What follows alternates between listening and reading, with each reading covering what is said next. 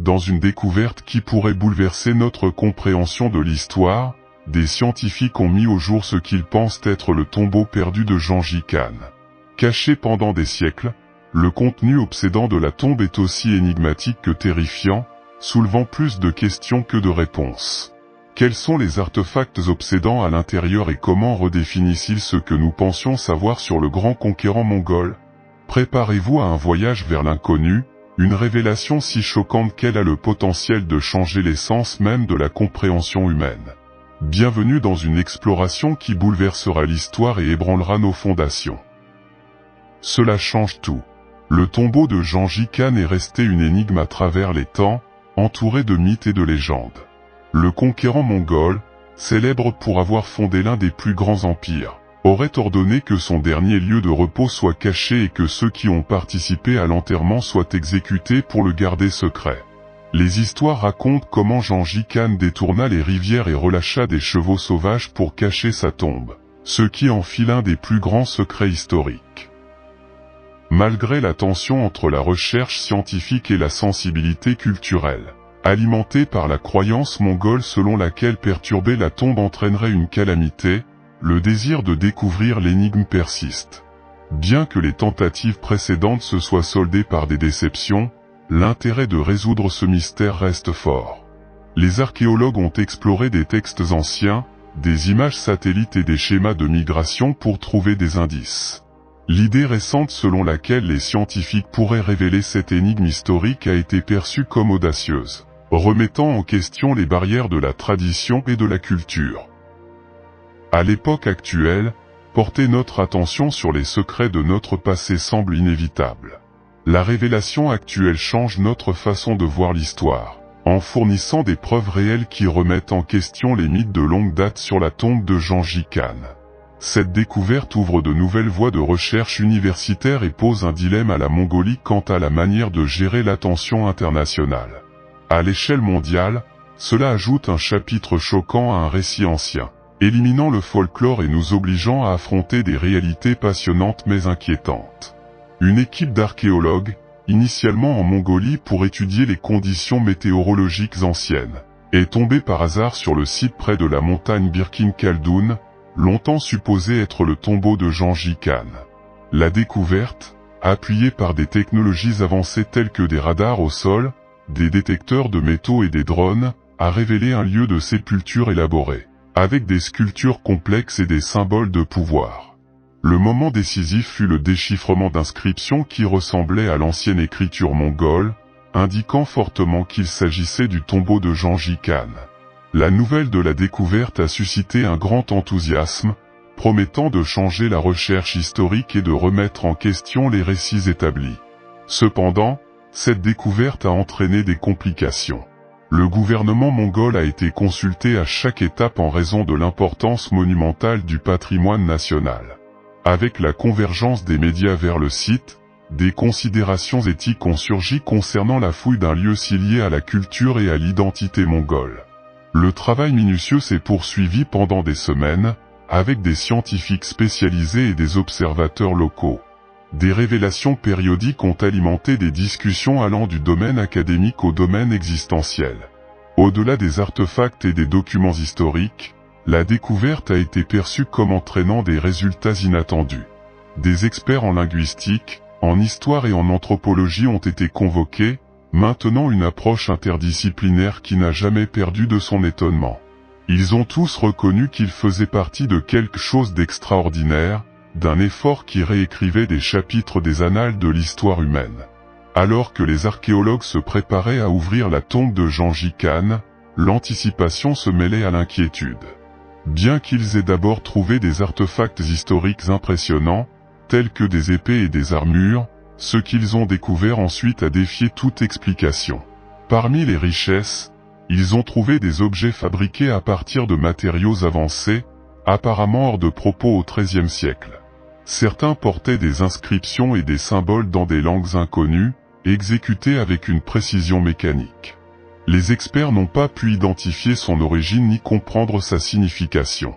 De plus, les tests ADN ont révélé des marqueurs génétiques inhabituels, distincts de toute lignée connue. Cela a ajouté une tournure mystérieuse et compliquée à la figure de Gengis Khan, remettant en question notre compréhension de son histoire. Des éléments rituels inhabituels ont été découverts dans la tombe de Gengis Khan, remettant en question les traditions mongoles connues. Des poignards de cérémonie, des récipients aux composés inconnus et des gravures sur des corps célestes créent une atmosphère étrange. Gengis Khan faisait-il partie d'une croyance oubliée ou y avait-il quelque chose de surnaturel en jeu? Un parchemin affichait des reliefs inconnus et des pierres translucides aux propriétés intrigantes affectaient les appareils électroniques. Ces découvertes ont remis en question la catégorisation scientifique et notre compréhension des connaissances de cette époque. La question clé, Gengis Khan faisait-il partie d'un récit plus complexe que nous le pensions? Les réactions allaient du scepticisme à des spéculations craintives. Certains pensaient qu'il s'agissait d'un canular élaboré, tandis que d'autres envisageaient la possibilité d'un contact extraterrestre. Bien que les théories les plus extrêmes aient été écartées, le manque d'explications définitives a laissé tout le monde perplexe. En outre, les données scientifiques remettent en question les fondements de l'archéologie, de la génétique et de la physique. L'analyse de l'ADN et la datation au radiocarbone ont été utilisées, essentielles à la compréhension de l'histoire. Cependant, les résultats n'ont pas répondu aux attentes, soulevant plus de questions que de réponses. L'ADN des restes squelettiques présentait des marqueurs inhabituels et du matériel génétique inexpliqué. Les tests de datation au radiocarbone ont donné des résultats incohérents, certains éléments étant plus vieux que prévu et d'autres d'un âge impossible en fonction de leur état. Les anomalies se sont poursuivies avec la composition de certains artefacts, constitués de matériaux et d'alliages défiant les capacités métallurgiques connues. Des équipes de diverses disciplines ont proposé des théories sans parvenir à des conclusions claires, soulevant des questions sur la physique quantique et d'éventuelles nouvelles lois naturelles. Cela remettait également en question l'image conventionnelle de Gengis Khan, suggérant une histoire plus complexe avec des influences extraterrestres. Au niveau national et international, la Mongolie est devenue le centre des débats sur le patrimoine culturel, l'éthique scientifique et la souveraineté. Les négociations sur la tombe ont généré des tensions historiques et la jeune génération a exprimé ses opinions, entraînant des changements culturels et scientifiques. Des organismes tels que l'ONU et l'UNESCO ont discuté du statut du tombeau en tant que patrimoine mondial, abordant les questions éthiques et politiques au niveau mondial. La controverse s'est étendue à l'éthique archéologique, à une éventuelle exploitation culturelle sur le marché international et à la propriété intellectuelle des technologies trouvées dans la tombe. En bref, cette découverte complexe a mis à l'épreuve la rigueur éthique et scientifique, révélant les complexités qui influencent notre compréhension du passé, du présent et du futur. Maintenant, imaginez si nous vous disions que la disparition de l'un des fleuves les plus historiques du monde a eu lieu en même temps qu'une découverte tout à fait surprenante a été faite. Une ancienne rivière, qui coulait depuis des millénaires, s'est soudainement asséchée, et au milieu de cette transformation, la découverte d'un ancien être mythique dans la même zone a émergé. La découverte choquante de Gilgamesh, le héros de la mythologie mésopotamienne, ainsi que le mystérieux phénomène de la disparition de l'Euphrate. Les fleuves Tigre et Euphrate se rejoignent pour former le fleuve Chat à l'arabe, qui se jette dans le golfe Persique. L'Euphrate traverse la Syrie et l'Irak et prend sa source en Turquie. C'est le plus long fleuve d'Asie occidentale, long d'environ 1740 000. Dans d'autres langues, on l'appelle Yepra en arménien, Pera en hébreu, Frat en turc et Fira en kurde. En mandarin, il est connu sous le nom de Pra et dans les écritures mandéennes sous le nom de Prasiwa dans Ginzaraba. Les écritures mandées considèrent l'Euphrate comme une version terrestre du fleuve céleste Yarna. Les premières mentions de cette rivière proviennent de textes cunéiformes de Churupak et de Nippur, dans le sud de l'Irak, vers le 3e millénaire avant JC. En sumérien, il s'appelle Buranuna, indiquant son caractère divin. Dans ces croyances, l'Euphrate représente le fleuve céleste qui coule dans le ciel. Les anciennes villes de Babylone et de Ninive étaient situées le long de l'Euphrate, dans ce qui est aujourd'hui la Mésopotamie. L'Euphrate a joué un rôle fondamental dans le développement de la civilisation humaine dans cette région. Tout au long de l'histoire, Le fleuve a servi de frontière naturelle entre différents gouvernements et empires, ce qui en fait une zone d'une grande importance et controversée. La Bible fait plusieurs mentions de l'Euphrate, tant dans l'Ancien que dans le Nouveau Testament, le représentant comme un symbole puissant des empires antiques. Dans l'Ancien Testament, il est lié au Jardin d'Éden et au lieu d'origine de l'humanité. De plus, c'est l'un des 4 fleuves mentionnés comme sortant d'Éden après la création. Elle servait également de frontière naturelle pour la terre promise aux Israélites, et sa traversée était illégale à l'époque. D'un point de vue historique et mythologique en Mésopotamie, la découverte de la statue de Gilgamesh marque un tournant important dans les recherches. Dans la littérature ancienne du Proche-Orient, Gilgamesh est un personnage important. Il est mentionné que les rois de l'Est rassembleront leurs troupes avant la bataille d'Armageddon à un endroit où il est fait référence au fleuve Euphrate. Le Nouveau Testament mentionne également ce fleuve et dit qu'il fut asséché dans le livre de l'Apocalypse pour permettre aux royaumes orientaux de marcher sans entrave. Il existe quelques mentions de Gilgamesh dans des écrits non cunéiformes. Un siècle après que George Smith l'ait noté, le récit du déluge dans l'épopée de Gilgamesh reste un lien ouvert entre la Bible hébraïque et le récit épique mésopotamien. De plus, un manuscrit des manuscrits de la mer morte appelé le livre des géants pourrait contenir le nom du protagoniste héroïque de Gilgamesh. En tant que l'un des héros les plus anciens du monde, Gilgamesh pourrait être considéré comme le grand-père des figures héroïques anciennes et modernes. L'épopée de Gilgamesh, un classique littéraire originaire de l'ancienne Mésopotamie, raconte l'histoire de ce roi légendaire. L'épopée raconte les voyages de Gilgamesh, un roi qui régna sur Uruk, dans l'Irak actuel, vers 2700 avant JC. La récente redécouverte de cette épopée a marqué un événement crucial. Les progrès de notre connaissance du Proche-Orient ancien ont également changé la façon dont nous étudierons la Bible hébraïque à l'avenir. La diffusion au fil du temps et dans diverses langues des légendes de Gilgamesh démontre le grand intérêt que ce personnage a suscité dans le Proche-Orient ancien et, au-delà. Des fragments de la version originale du texte ont été trouvés lors de fouilles archéologiques dans des endroits allant de l'Irak à la Turquie. Il est largement admis que les auteurs de la Bible hébraïque connaissaient l'histoire de Gilgamesh et utilisaient cette connaissance pour inspirer des éléments et des contrastes dans leurs propres textes.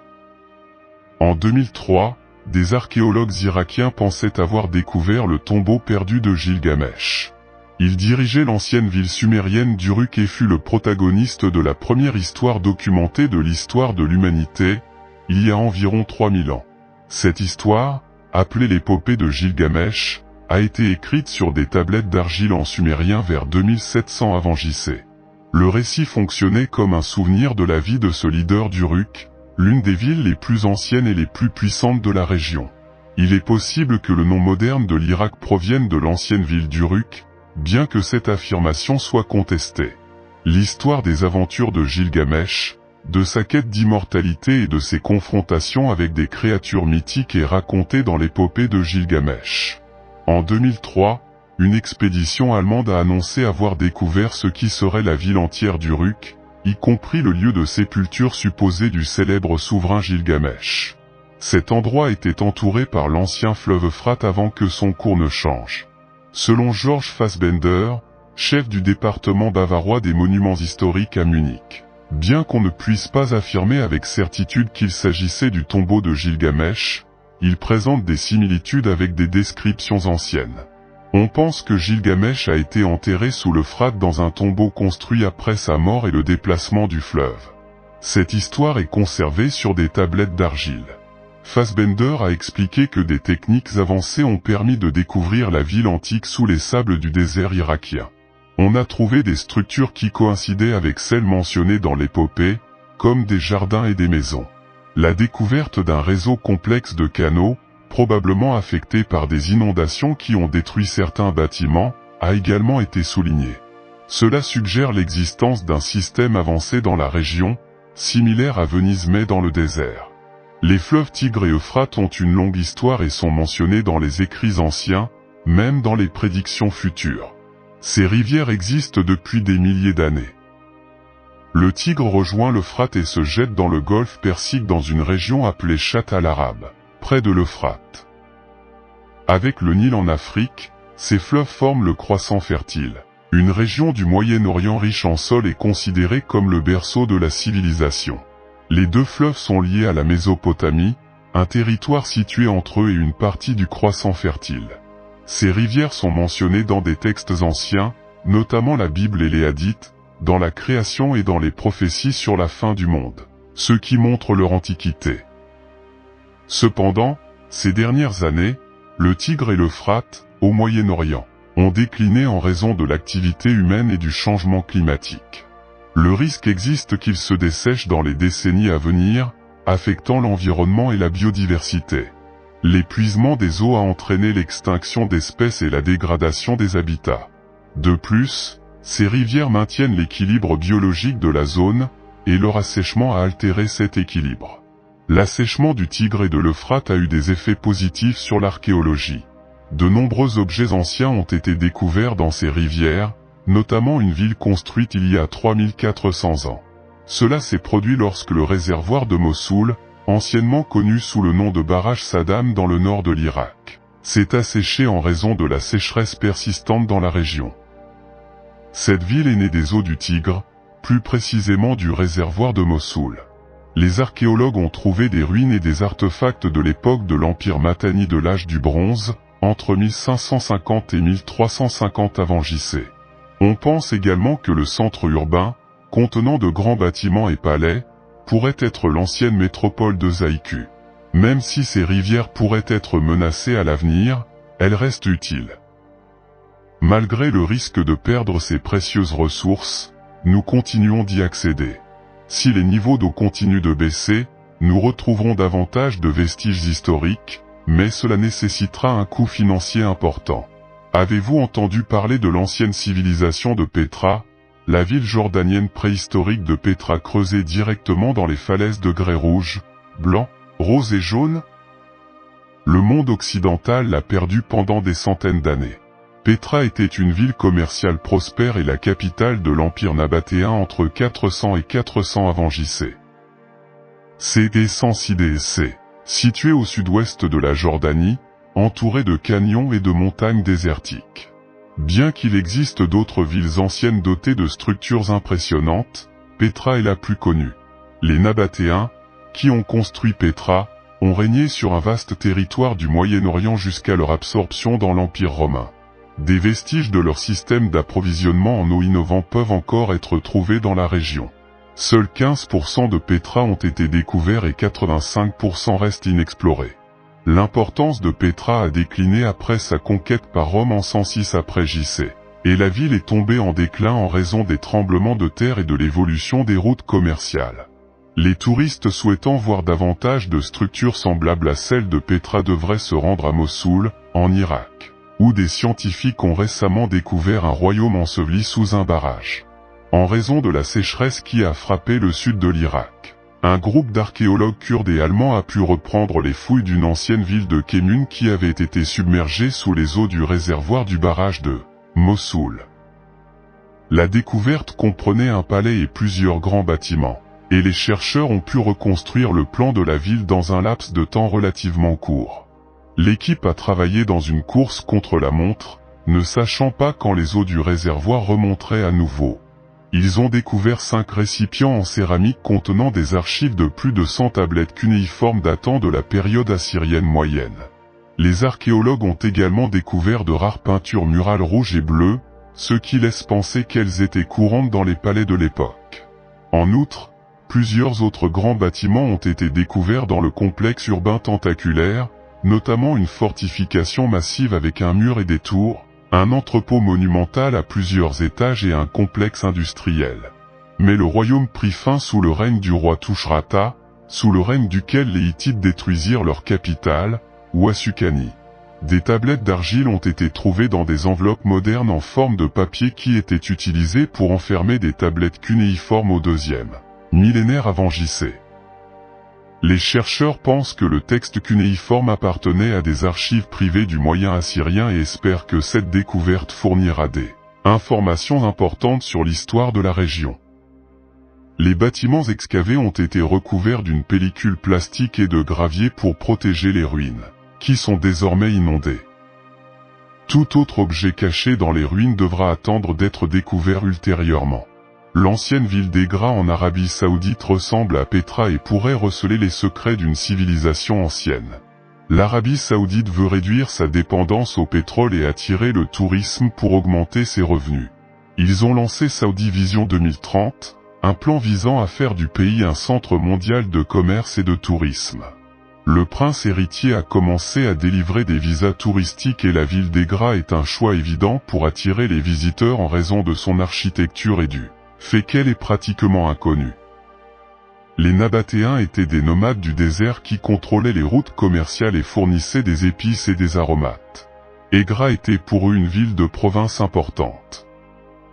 Les Nabatéens sont devenus visibles dans l'histoire parce qu'ils sont devenus riches naturellement. Les Nabatéens prospérèrent dès le IVe siècle avant J.C. jusqu'au 1er siècle après J.C. Et son territoire comprenait la Jordanie, la péninsule égyptienne du Sinaï, l'Arabie Saoudite, Israël et la Syrie. Leur identité a été perdue et Petra a été redécouverte en 1812. La difficulté d'en apprendre davantage sur les Nabatéens est qu'ils ont laissé très peu d'histoires de première main. La plupart de ce que nous savons à leur sujet provient de documents rédigés par des étrangers. La plupart des structures restantes sont des tombeaux et une grande partie des vestiges architecturaux de la ville ont été littéralement perdus dans les sables du temps. Malgré leur obscurité, les Nabatéens étaient d'anciens pionniers de l'architecture, tirant parti de l'environnement aride du désert à leur avantage. Les tombes d'Egra sont dotées de conduites d'eau naturelle pour les protéger de l'érosion, ce qui les a maintenus en bon état pendant des milliers d'années. Les Nabatéens, qui ont construit ces tombeaux, étaient innovants et créatifs. L'architecture des tombes est influencée par l'architecture classique grecque et romaine, mais présente également des influences mésopotamiennes, iraniennes, égyptiennes et grecques, créant un style architectural unique appelé baroque arabe. Les tombes portent des inscriptions intimidantes avertissant d'amende et de châtiment divin en cas d'intrusion. Ces inscriptions comprennent également des dates importantes pour les archéologues et les historiens. À Egra, la tombe la plus ancienne date de 1 avant J.C. et le plus récent date de 70 après J.C., ce qui permet de combler les lacunes de la chronologie. Il existe 7000 inscriptions nabatéennes dans tout le royaume, mais seulement un peu plus d'une centaine d'entre elles portent des dates. La plupart des inscriptions sont de courts écrits contenant le nom d'un individu ou une requête adressée à un dieu. Certaines tombes d'Egra contiennent les dernières demeures d'officiers de haut rang et de leurs familles qui, selon les écrits sur leurs tombes, ont emporté avec eux leurs titres militaires romains adoptés dans l'au-delà. Les inscriptions soulignent également l'importance commerciale d'Egra et la diversité de la société nabatéenne. Le terme nabatéen n'est pas un terme ethnique, mais une expression politique signifiant qu'ils sont à la tête d'un royaume ou d'une dynastie, et il y avait plusieurs types de personnes dans le royaume nabatéen. Le tombeau de Lian, fils de Cusa, est le plus grand d'Egra, mais son tiers inférieur est resté inachevé. Certaines tombes ont été abandonnées en pleine construction pour des raisons inconnues. Un nouveau chapitre dans l'histoire d'Egra vient de commencer, puisque pour la première fois les voyageurs ont désormais un accès facile au site. Il était autrefois difficile de visiter Egra, seuls quelques Saoudiens et terroristes étrangers pouvaient le faire avec une autorisation spéciale. Désormais, n'importe qui peut acheter un billet en ligne pour $25 et visiter cette zone en bus. Outre Egra, il existe d'autres sites patrimoniaux à proximité, tels que l'ancienne ville de Dadan et le canyon de Jabal Hikma, qui sont ouverts aux visiteurs. La ville d'Alula est également ouverte au tourisme et espère attirer 2 millions de touristes par an d'ici 2035. L'aéroport d'Alula a été rénové et un hôtel de luxe conçu par un architecte français devrait ouvrir ses portes en 2024. Les Nabatéens sont une civilisation importante dans la région. Et son héritage est visible à Egra, mais 10 autres langues historiques ont également été découvertes dans la région. Alula est considérée comme une région importante dans le développement de la langue arabe. Une ancienne civilisation appelée Harappa a été découverte et a prospéré vers 3000 avant J.C. dans ce qui est aujourd'hui le Pakistan et l'Inde. Des scientifiques indiens travaillant dans le golfe de Kamba suggèrent que les Harapéens descendent d'une culture parentale avancée qui a été submergée par l'élévation du niveau de la mer à la fin de la dernière période glaciaire. La découverte de cette civilisation submergée a démontré l'existence d'une civilisation ancienne et a établi la possibilité que les anciennes civilisations aient été submergées par l'élévation du niveau de la mer après la dernière période glaciaire. On pense que la civilisation cité-État la plus ancienne existait en Mésopotamie il y a environ 5500 ans. En outre, une vaste civilisation mature a été découverte à la frontière de l'Inde, du Pakistan et de l'Afghanistan, appelée civilisation arapéenne, qui existait il y a entre 5300 et 2800 ans. D'importantes ruines ont été découvertes en Inde, notamment des villes dotées de rues droites, de systèmes de drainage et de systèmes de transport par eau bien construits. Les artefacts trouvés indiquent qu'il y avait un chaînon manquant important entre les anciens chasseurs-cueilleurs et la civilisation arapéenne. Les archéologues pensent que ce chaînon manquant pourrait avoir été submergé par une élévation significative du niveau de la mer provoquée par la fonte des calottes glaciaires. L'Institut national indien de technologie océanique a mené des études marines et découvert des éléments carrés et rectangulaires qui semblent avoir été créés par l'homme et qui feraient probablement partie de la civilisation arapéenne submergée. 2 anciens canaux ont été découverts dans la région de Kamba, à 20 km de la côte actuelle, grâce à des équipements technologiques créant des images des fonds marins. Des éléments similaires à une structure d'habitation ont été identifiés des 2 côtés du canal selon un quadrillage, indiquant que les anciens avaient un bon sens de l'urbanisme. Sous quelques centimètres de minces sédiments marins, des alluvions et des galets typiques des sédiments fluviaux terrestres ont été observés, suivis par des conglomérats fluviaux typiques à plus grande profondeur, démontrant que la zone aujourd'hui submergée était autrefois une terre ferme traversée par des rivières.